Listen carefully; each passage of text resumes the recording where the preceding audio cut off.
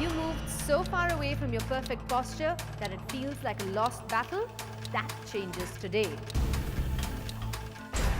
Most of us have been following the traditional 3-meal pattern a day: breakfast, lunch and dinner. But is this enough? Or rather, does this meal pattern satisfy everyone's needs? Serious about losing weight but need company to get you started? No worries. Coming up, the perfect app to assist, track and motivate you in your personal weight loss program. Getting back to fitness can be difficult, but a few good decisions can make these difficult transitions your stairway to success.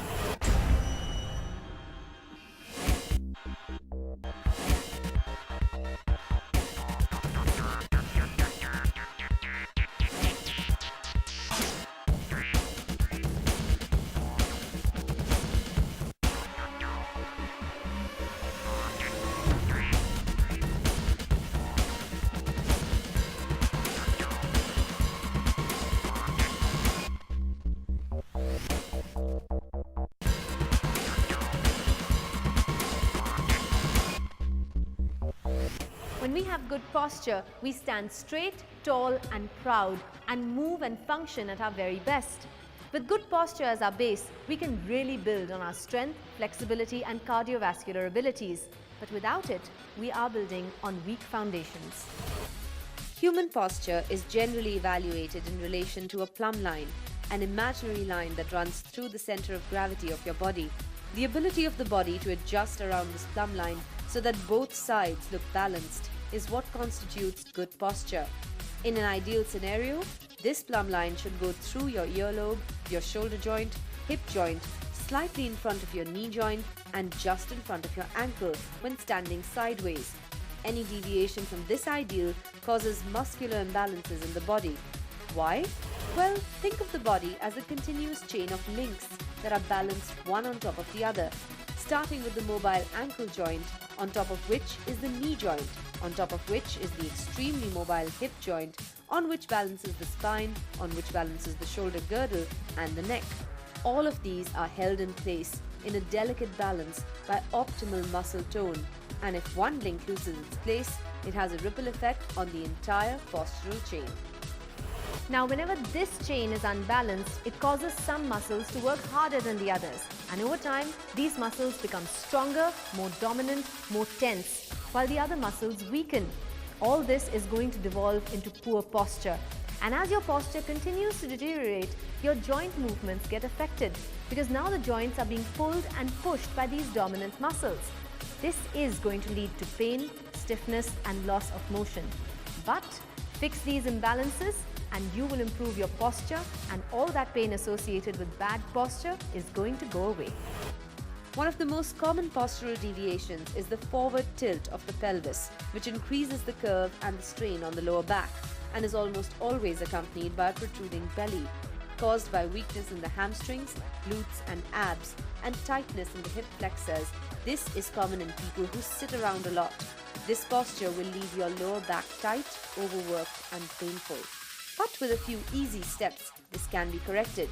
Engage in flexibility exercises for the tight hip flexors and lower back. This will help restore the muscle to its normal length. Also, regularly do exercises to strengthen the abdominals and the hamstrings. Once you have good tone and strength in these muscles, they will help support the vulnerable lower back and reduce the strain on it. This is literally the core of your body, and strong core muscles don't just keep your back healthy and resistant to pain and injury, they also hold your body upright, improve your balance and enable you to move your body with greater control and efficiency. If I say the words bad posture to you, a mental image of someone that you know with bad posture would immediately come to mind. The sad truth is that 90% of the human population suffers from bad posture, induced by bad habits like sitting too much or hunching over their laptops. The good news is that bad posture can be corrected, and for this, you need look no further than your gym. Another common postural deviation is rounded shoulders, caused by hours spent hunched over a computer or desk, hunched over the wheel of a car, or even watching television. In these forward-reaching positions, your chest and shoulders become shortened and weak, while the muscles of your upper and middle back weaken. you can improve your posture by stretching tight muscles in the chest and shoulders. As the upper back becomes stronger and the chest becomes more flexible, the shoulders naturally pull back. But don't fall back on old habits. When sitting or driving or even just walking around, constantly remind yourself to roll your shoulders back and down. Remember, your poor posture did not just happen overnight. And so to fix it, you have to consistently do these strength and flexibility exercises for quite a while. But to speeden up the process, consider making a few adjustments in your daily life.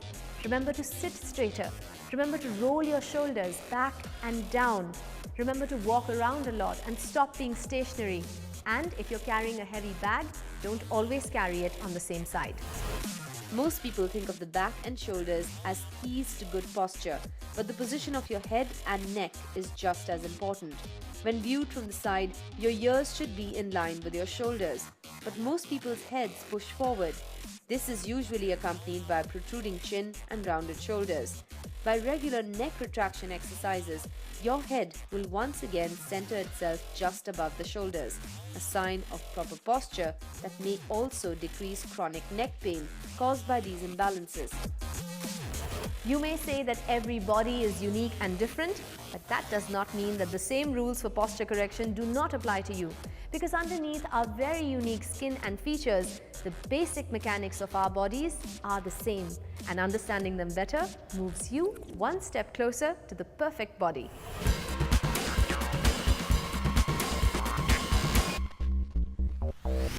Most of us are absolutely fine with 3 meals pattern a day.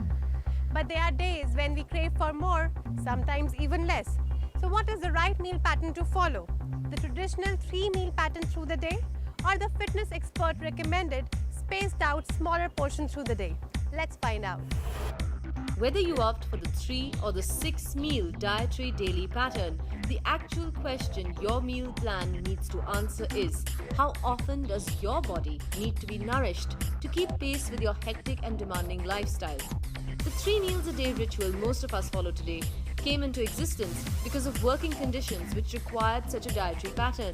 But today, we live in a 24/7 connected life, and electronic devices are questioning the 3-meal model. We eat whenever we like, without taking a break for breakfast or lunch or even dinner, because we can. And what's important in such a scenario is how much energy or calories you consume or what you consume, and not how often or how many times you should eat. For the disciplined and the well-organized, it doesn't matter which meal plan they choose to follow. But if you're someone who has a difficult time eating a small amount at a meal, or if you have a difficult time sticking to healthier meals, then for you, eating 5 to 6 times a day may not be advisable. The more times a day you sit down to eat a meal, the more occasions you have to overeat. This can be a serious problem for the latter, and if you seriously intend to lose weight. So how do you decide when is the right time for you to eat? Those attuned to their body's natural cues to eat will know when they are truly hungry and will eat accordingly and not too much. But for those of you who can't recognize when you're truly hungry or tend to binge eat, here are a few tips. Take a schedule. Eat small meals every 3 or 4 hours until you learn what hunger really feels like. If you overeat at one of the meals, lean down on your portions at the next one. When you feel the hunger pangs, wait for 20 minutes, and if you still feel famished, then it's time to have your meal. If you feel hungry within 3 hours of your last meal, maybe it's not real hunger, or maybe you just aren't eating healthy enough. If you feel like reaching for a quick snack to tide you over to your next meal, have some fruits or a vegetable shake at hand. Both are nutritious and healthy, and you won't end up binging on some ready-to-eat but unhealthy junk food in between meals. Whether you follow a 3-meal-a-day diet plan or a 6-meal-a-day diet plan, you need to burn more total calories at the end of the day, so definitely go in for some exercise. Also, eat fewer total calories at the end of the day. Don't binge out too often. Include proteins in every single meal, and eat only when hungry, and stop when you're feeling full. There are way too many variables that influence our appetite. We cannot say one meal pattern is right and the other isn't. What you can do is follow an eating pattern that suits your lifestyle as well as your fitness goal.